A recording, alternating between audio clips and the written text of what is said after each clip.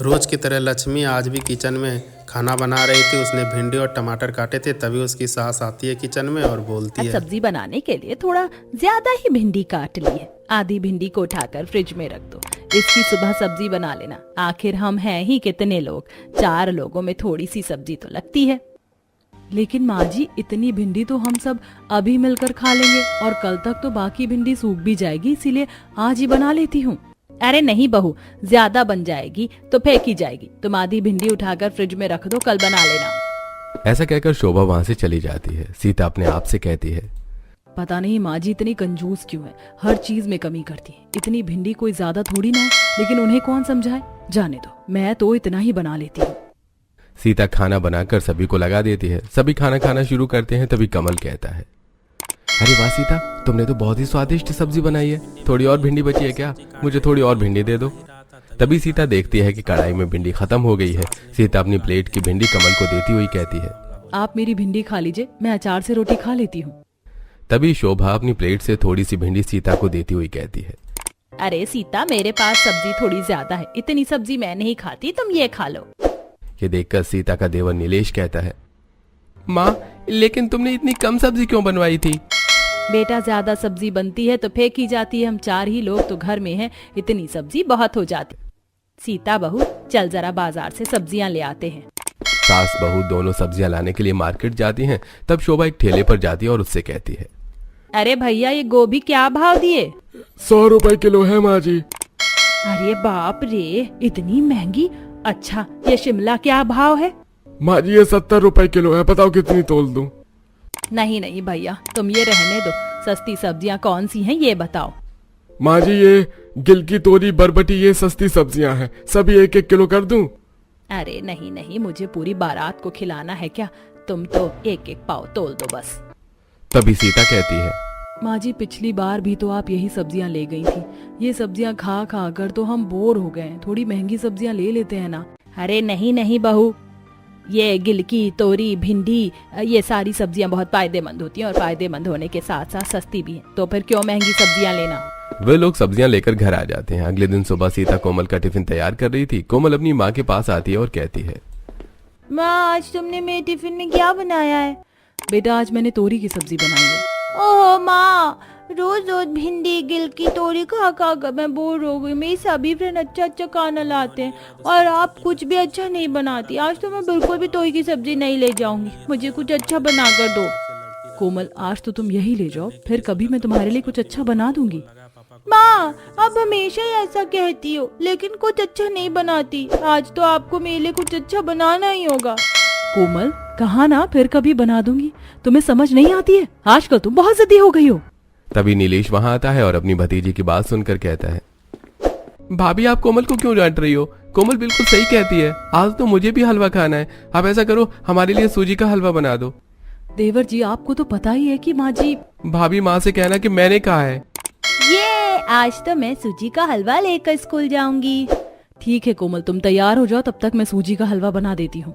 अब सीता अपनी सास के पास जाती है और कहती है, माँ जी, कोमल जिद कर रही है कि आज उसे टिफिन में सूजी का हलवा ले जाना है और नीलेश को भी हलवा खाना है। तो अगर आप मुझे सूजी, घी और मेवे दे देंगी तो मैं उनके लिए हलवा बना दूंगी। ठीक है बहू, चल मैं तुझे सूजी और घी दे देती हूँ। शोभा किचन में और उसमें से थोड़ी सी सूजी, शक्कर और थोड़े से ड्राई फ्रूट्स और थोड़ा सा घी निकाल कर सीता को देती है। सीता थोड़े से ड्राई फ्रूट्स और थोड़ा सा घी देखकर कहती है, माँ जी, थोड़े ड्राई फ्रूट्स और थोड़ा घी और दे दीजिए, तभी तो हलवा स्वादिष्ट बनेगा। अरे नहीं बेटा, ज्यादा ड्राई फ्रूट्स और ज्यादा घी से हलवा थोड़ी ना अच्छा बनता है। तुम इतना ही डालकर हलवा बना लो।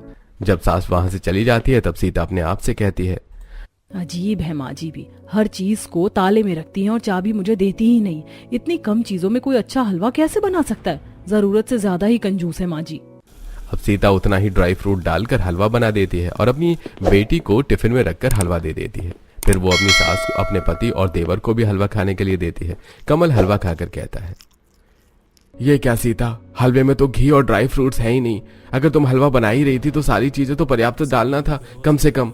वो मैं क्या करती माँ जी, नहीं तो। अरे अरे बेटा, ज्यादा घी और ज्यादा ड्राई फ्रूट नहीं खाना चाहिए, इसीलिए मैंने घी और ड्राई फ्रूट्स कम ही डलवाए। अब तू ज्यादा नखरे मत कर और चुपचाप से हलवा खा ले, फिर हमें खाना भी तो खाना है। ऐसा कहकर शोभा अपने बेटे की बात काट देती है। शोभा अक्सर रसोई की छोटी छोटी चीजों में कंजूसी किया करती थी और जरूरत की सारी चीज उठाकर अपनी लकड़ी की अलमारी में रखकर ताला लगा दिया करती थी। बेचारी सीता को छोटी छोटी सी चीज अपनी सास से मांगना पड़ता था। एक दिन सीता बर्तन धो रही थी कि तभी साबुन खत्म हो गया। सीता अपनी सास के पास आई और बोली, माँ जी साबुन खत्म हो गया है। अरे बेटा, अभी 4 दिन पहले ही तो तुझे साबुन निकाल कर दिया था अलमारी से, थोड़ा संभाल कर चलाया कर। अच्छा रुक बेटा, मैं अभी साबुन निकाल कर दे देती हूँ। शोभा किचन में आती है और अपनी लकड़ी की अलमारी का ताला खोलती है और उसमें से एक साबुन निकालकर सीता को देती हुई कहती है, बेटा साबुन थोड़ा कम लगाया कर, 2 पैसे बचेंगे तो हमारे ही काम आएंगे। ऐसा कहकर शोभा वहां से चली जाती है। सीता मन में बड़बड़ाते हुए कहती है, माँ जी को हर चीज का हिसाब देना पड़ता है, हर चीज तो वह ताले में रख लेती है, उनसे मांग मांग कर काम चलाना पड़ता है। आज मुझे कमल से बात करनी ही होगी। फिर रात में जब कमल कमरे में आता है तब सीता कमल से कहती है, कमल, मुझे समझ नहीं आता कि माँ जी इतनी कंजूसी क्यों करती हैं। एक तो वो हर चीज को अपनी अलमारी में रख देती हैं और फिर खत्म होने पर थोड़ी थोड़ी सी निकाल कर देती हैं। मुझे हर बार माँ जी से ऐसी छोटी छोटी सी चीज मांगना अच्छा नहीं लगता। सीता तुम्हें तो पता है कि मेरी और नीलेश की चलाती हैं, इसलिए उन्हें थोड़ा हिसाब से चलना पड़ता है। देखो तुम इतनी चिंता क्यों करती हो, जो चाहिए वो मांग लिया करो। अच्छा तुम्हें पूरी खाना है ना, कल मैं माँ से कह दूंगा कि वो खाने में पूरी और छोले बनवा ले। अब तो खुश। अगले दिन कमल अपनी माँ से कहता है, माँ आज मेरा छोले पूरी खाने का मन कर रहा है, तो प्लीज तुम रात के खाने में छोले पूरी बनवा लेना। ठीक है बेटा, बनवा लूंगी। शाम होते ही शोभा किचन में जाती है और अपनी लकड़ी की अलमारी का ताला खोलकर उसमें से थोड़े छोले और तेल निकाल कर देती है और सीता से कहती है, सीता बहू, आज तू छोले और पूरी बना लेना, लेकिन हाँ छोले में तेल कम ही डालना और पूरी भी ज्यादा मत बनाना। कमल और नीलेश के लिए 4-4 पूरियां बना देना और हम लोग तो एक एक खाकर ही काम चला लेंगे। अपनी सास की बात सुनकर सीता बहुत गुस्सा होती है लेकिन कुछ नहीं कहती। शाम को वो सभी को छोले पूरी लगाती है। सभी लोग छोले पूरी खाते हैं और तब सीता कहती है, माँ जी, मेरी छोटी बहन शालू की शादी तय हो गई, उसी की इनविटेशन देने कल मेरे मायके वाले यहाँ आ रहे हैं। ये तो बहुत अच्छी बात है बेटा, तो तुम उनके खाने के लिए खाना बना लेना। माँ जी, मैं यही सोच रही थी कि खाने में वेज पुलाव, रायता, कढ़ी, पूड़ी और 2 प्रकार का मीठा बना लेती हूँ और साथ ही मूंग दाल का हलवा भी। अरे अरे बेटा, अपनी तेज रफ्तार गाड़ी को थोड़ी सी लगाम लगाओ, इतना सब कुछ बनाने की क्या जरूरत है। बनाने दो ना माँ, भाभी के मायके वाले रोज थोड़े आते हैं। हाँ बेटा, वो तो ठीक है, लेकिन अगर इतना सब कुछ बन जाता है तो मेहमान कोई भी चीज स्वाद लेकर नहीं खा पाते। इसलिए तुम तो बस एक मीठा बना लेना और कढ़ी, पूड़ी और सारे चावल ही बना लेना। सीता को ये बात बहुत बुरी लगती है लेकिन वो कुछ नहीं कह पाती। अगले दिन उसके मायके वाले आते हैं। सीता की माँ शोभा से कहती है, बहन जी, हमने रीना बेटी की शादी तय कर दी है, अगले हफ्ते उसकी मंगनी है, तो आप सब हमारे घर जरूर आना। हाँ हाँ बहन जी, जरूर आएंगे और आपको बहुत बहुत बधाई। फिर सीता सबका खाना लगा देती है और सभी लोग खाना खाते हैं। फिर वापस जाते समय सीता की भाभी सीता से कहती है, सीता, मूंग दाल का हलवा तुमने बहुत अच्छा बनाया है, थोड़ा सा और मिलेगा? हलवा खत्म हो चुका था, इसलिए सीता बहाने बनाते हुए कहती है, वो भाभी, बचे हुए हलवे में कॉकरोच गिर गए, इसलिए आपको और नहीं मिल पाएगा। लेकिन रेखा समझ जाती है। फिर जाते समय सीता उन्हें छोड़ने बाहर तक आती है तो रेखा कहती है, सीता, अगर तुम्हें और तुम्हारी सास को मेहमानों को बुलाना पसंद नहीं है तो हमें कह देते, हम फोन पर ही दावत दे देते, वरना मेहमानों की खातिरदारी का ये तरीका नहीं है कि तुमने खाना भी सही तरीके से नहीं बनाया। रेखा ऐसा कहकर चली जाती है। सीता को ये बात बहुत बुरी लगती है। वो अपने कमरे में आती है और रोने लगती है। तभी कमल वहां आता है और कहता है, क्या बात है सीता, मुझे बताओ तुम रो क्यों रही हो? अब सीता सारी बातें कमल को बताती है। ये सारी बातें सुनकर कमल कहता है, ठीक है सीता, मैं अभी माँ से बात करता हूँ।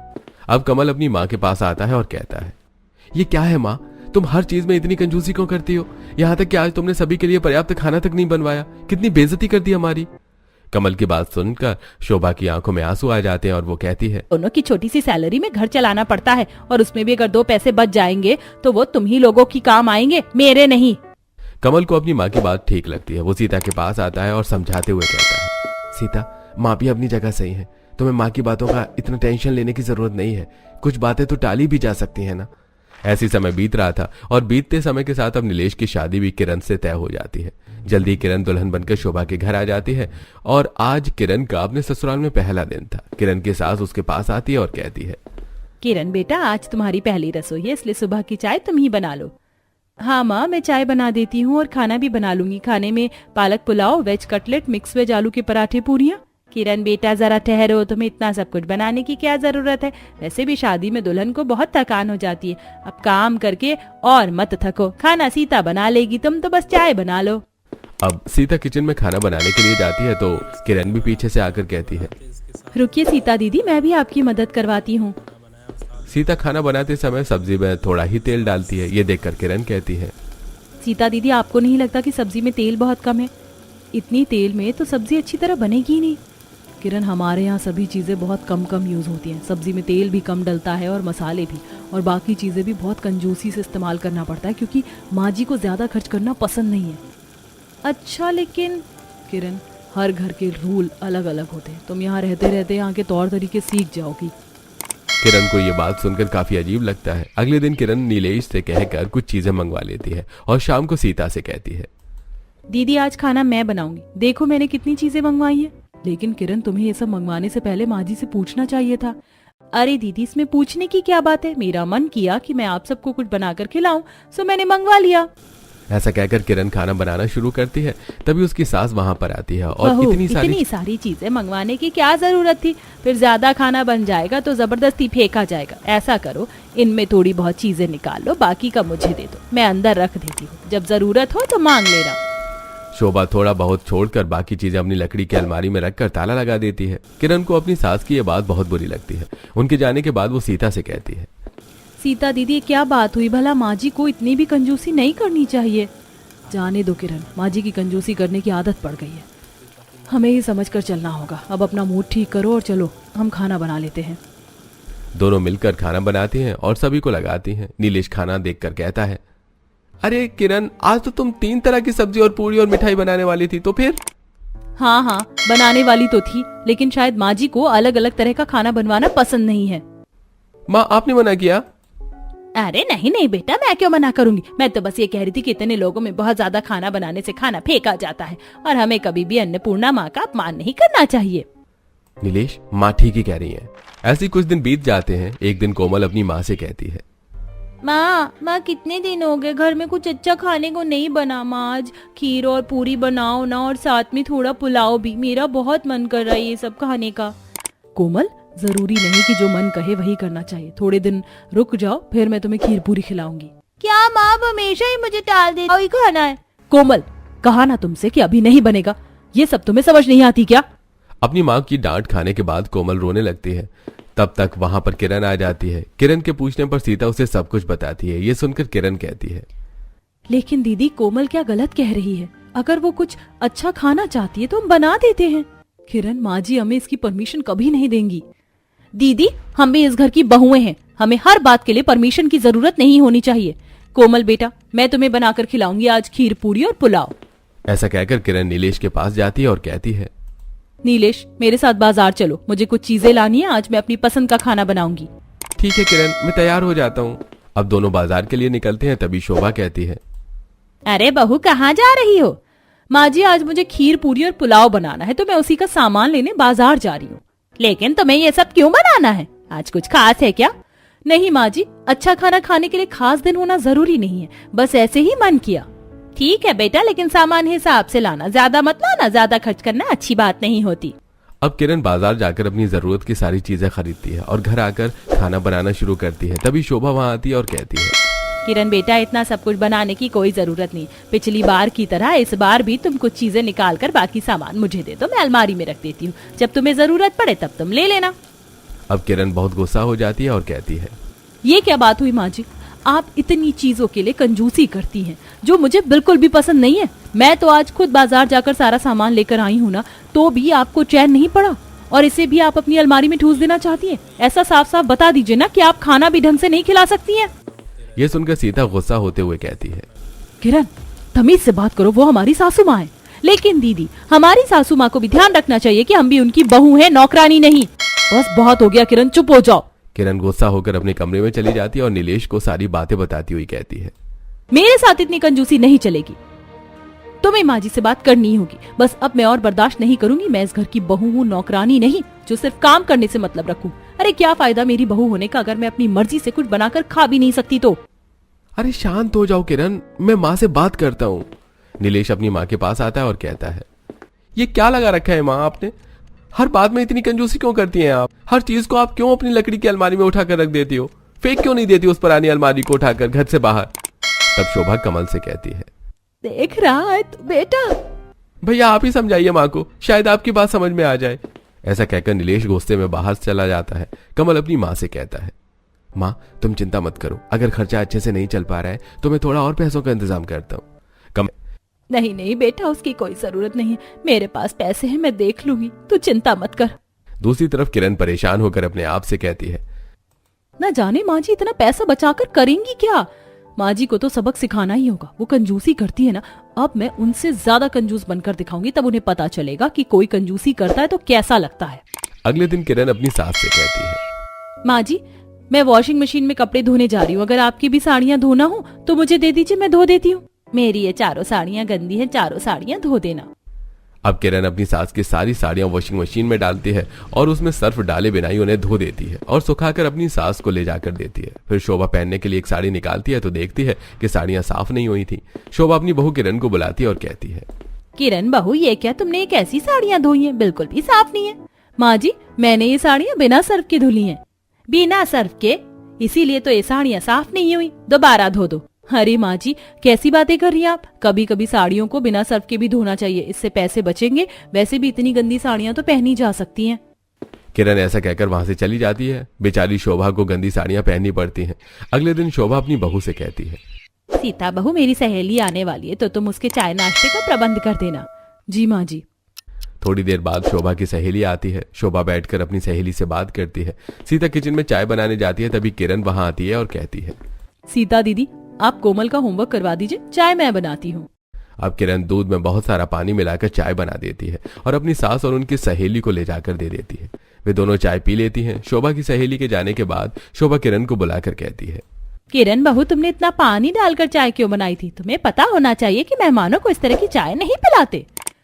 अरे माँ जी मैंने तो ऐसा करके दूध के पैसे बचाए हैं, और अगर मेहमानों को ऐसी चाय पसंद नहीं आती और वो दोबारा नहीं आएंगे तो ये तो और अच्छी बात है, कम से कम इससे हमारे नाश्ता और चाय का खर्चा तो बचेगा। आप चिंता मत कीजिए माँ जी, मैंने जो किया वो बिल्कुल ठीक किया।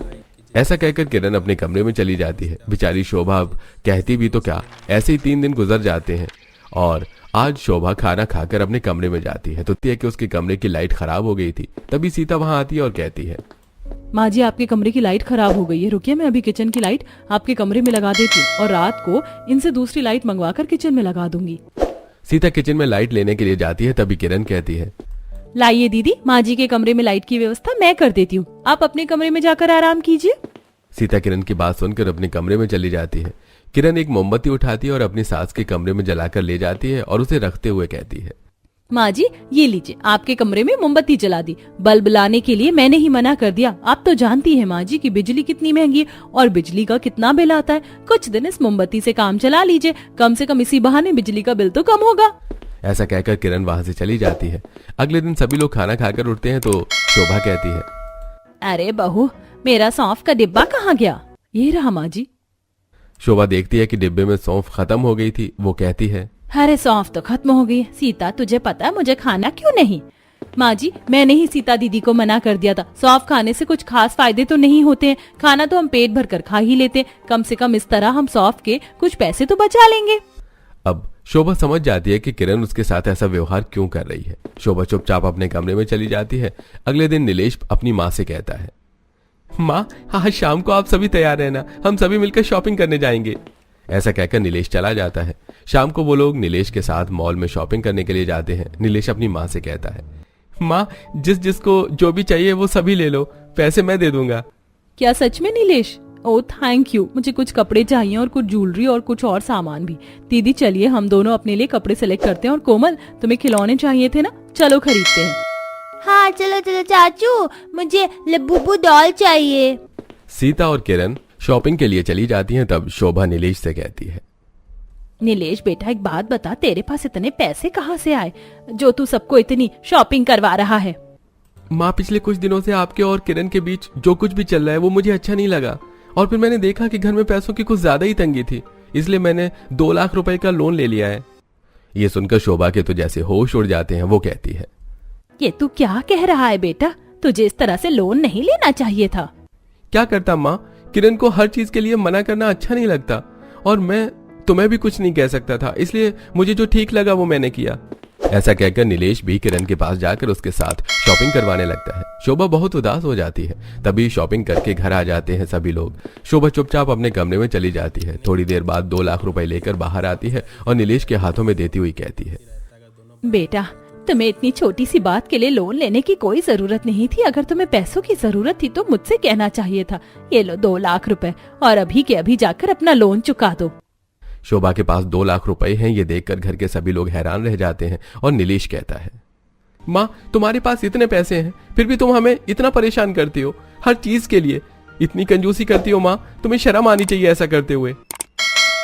नीलेश सही कहता है माँ, तुमने कभी बताया नहीं कि तुम्हारे पास इतने पैसे रखे हुए हैं, और जब तुम्हारे पास पैसे हैं तो तुम इतनी कंजूसी क्यों करती हो।